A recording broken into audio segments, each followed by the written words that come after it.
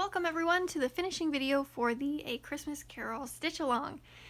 This is our newest piece for Stitching Book Club. We just finished working on it.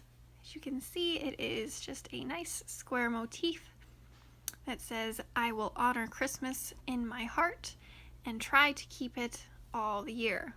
So I'm going to first go over all of the materials that you will need to do the finishing for the A Christmas Carol SAL, and then I will go over how to do it. Okay, so you are obviously going to need your finished cross stitch. You are going to need your finishing fabric.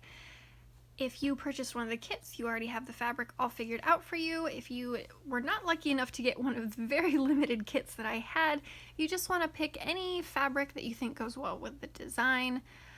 And you want to have it cut to 12 inches by 12 inches.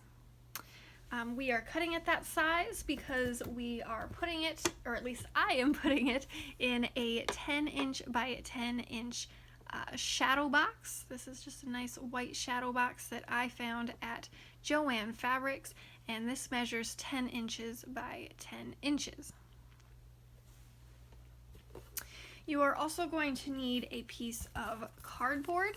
Now the cardboard needs to be cut to the size of the interior of your shadow box. So the one thing that can be quite frustrating about framing is that no matter what size they say the frame is, the interior is actually going to be smaller than that. So this is labeled a 10 by 10 inch shadow box, but actually the interior of it is closer to 9 inches.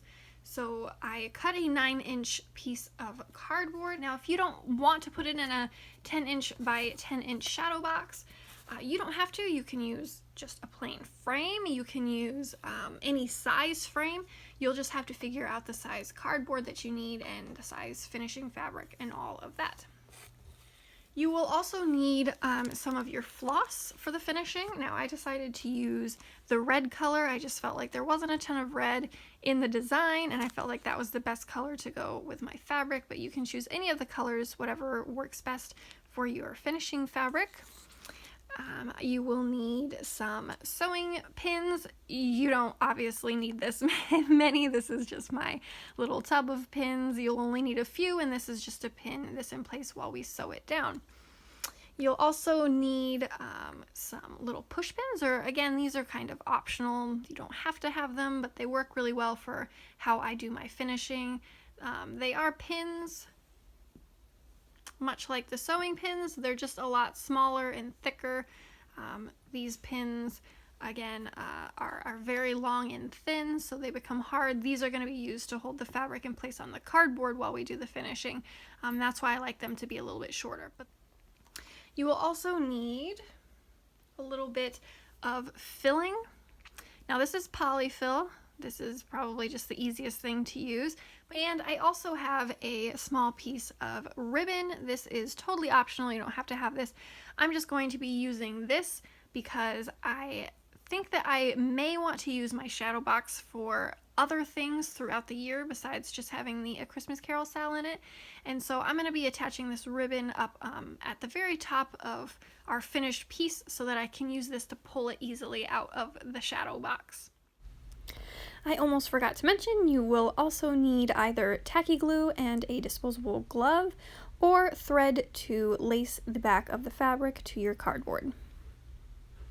So I thought it would be nice for the finishing for this one if we did a pretty basic finishing.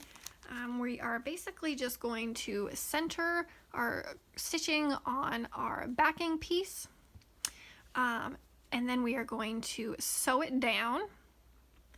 We are going to fray the edges, and then just to give it a little extra something, I thought we would actually pad it on the inside, so this is going to be raised up from the backing piece. Okay, so the first thing that you're going to want to do is you're going to want to take your finishing fabric and press it nice with a iron. You want to get all of the deep wrinkles out of it. You're also going to want to press your cross stitch gently after stitching, and you are going to want to go ahead and straighten up all of the edges. Now, when you stitch, fabric tends to just shift around a bit as the stitching kind of spreads the fabric out.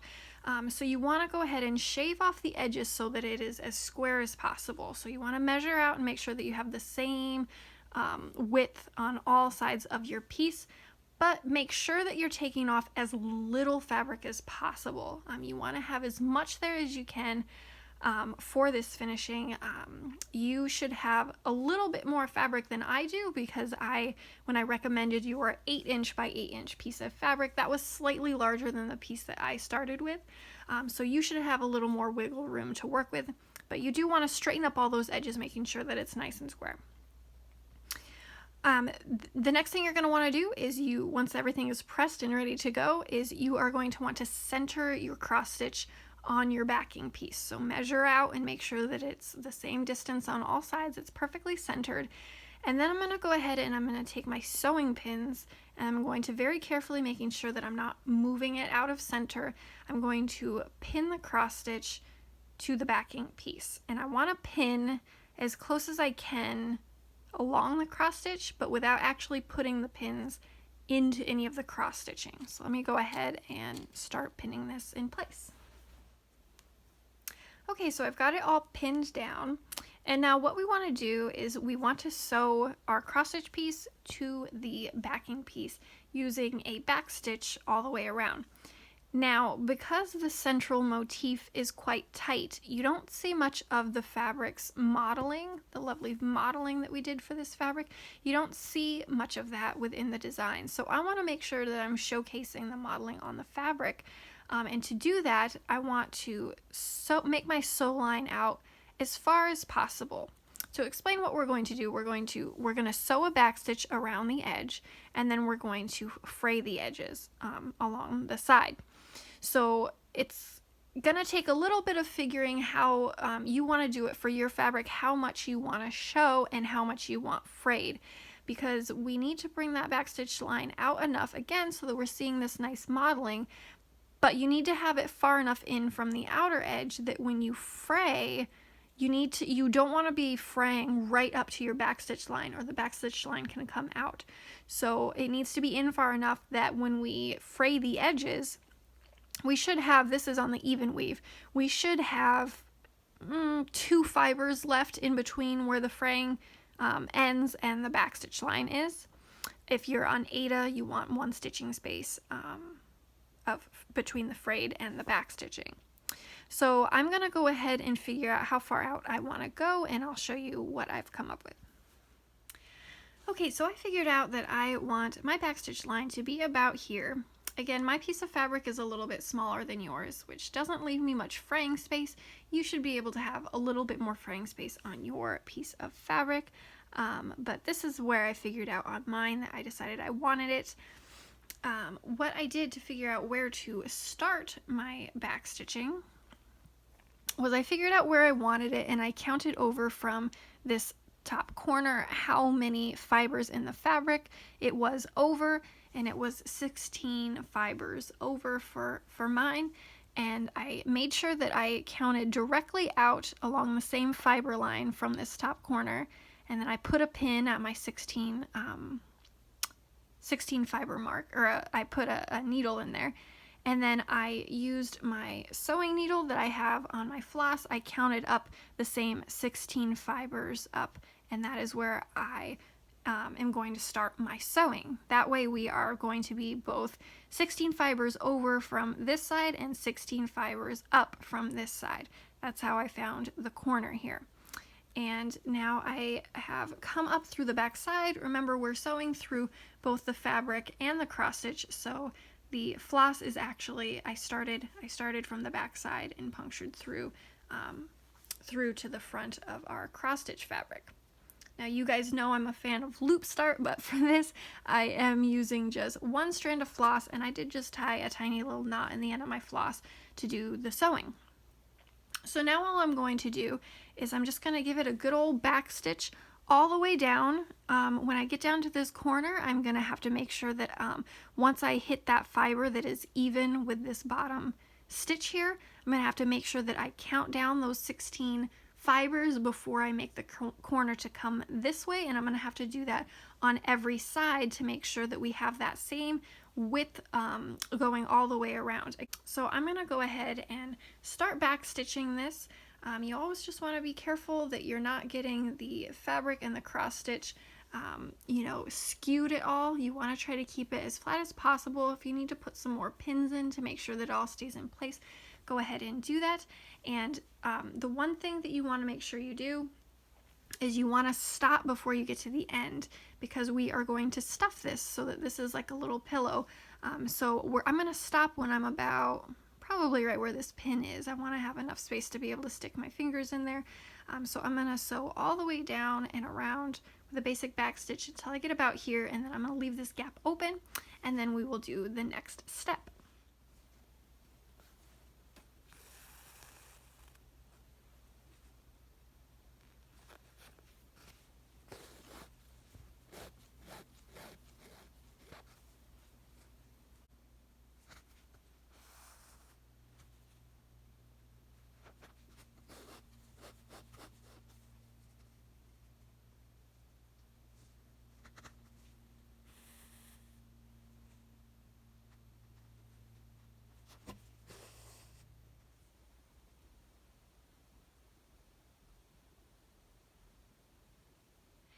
I have reached my first corner for the back stitching, and I know that I'm at my corner because I followed over the bottom of my last stitch down here at the corner. I followed it over, and because I need 16 fibers, I am doing the back stitching over 2 fibers of the even weave fabric. So that would leave me 8 stitches below this point. So I have 1, 2, 3, 4, 5, 6, 7, 8. That gives me my 16 fibers down from this point. So now I know that it's time for me to make this corner and start coming over.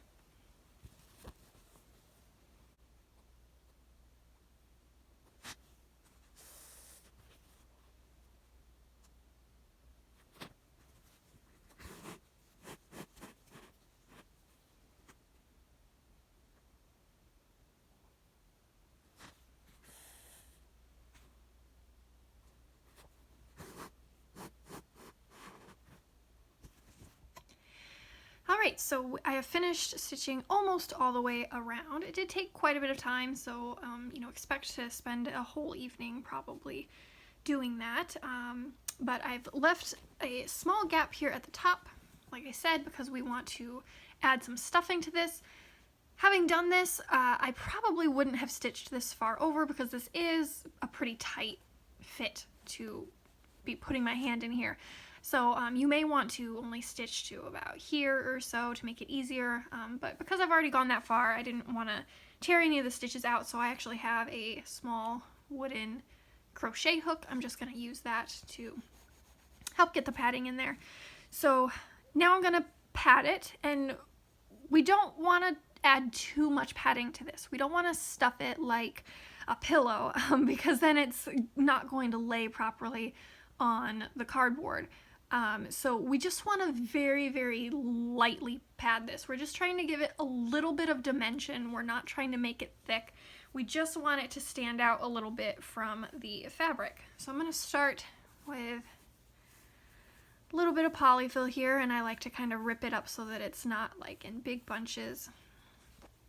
And then I'm going to just put a little in there and take my hook. Use it to just kind of tease it down in there.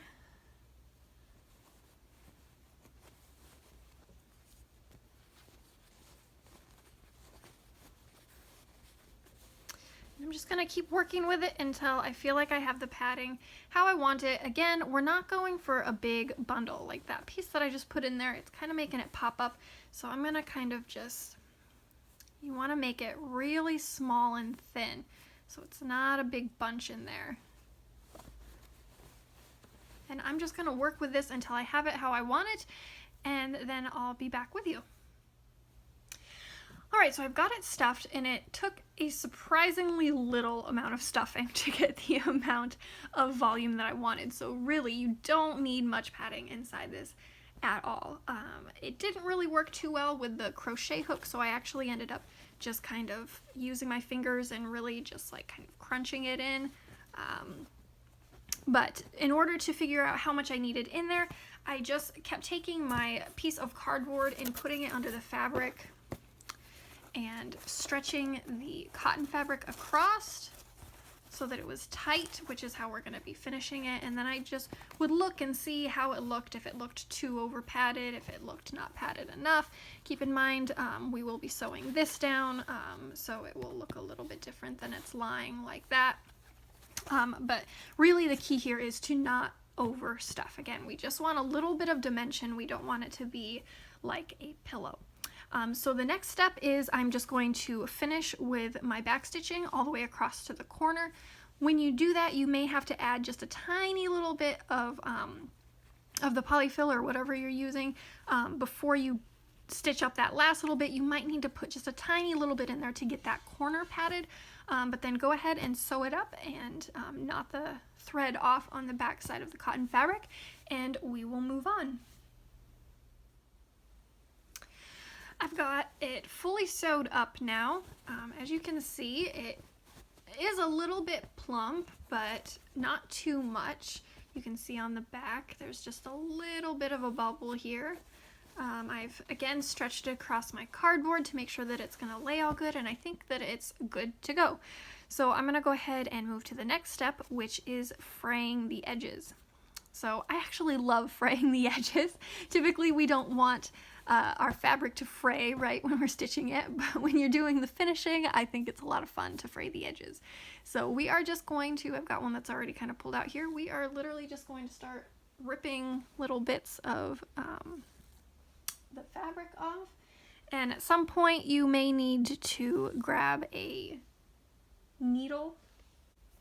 You may need to use it to get into your fabric to pull up that little tail to pull it out. And remember, we just want to be careful. We do not want to fray all the way up to the backstitch line, because then you risk it just falling apart. So I'm definitely gonna, this is the even weave, so I'm definitely gonna leave 2 fibers in between the backstitching and where I'm fraying. If you are on Ada, just leave 1 stitching space in between. And I'm just gonna do this all the way around. And when I'm done, I will meet back up with you guys.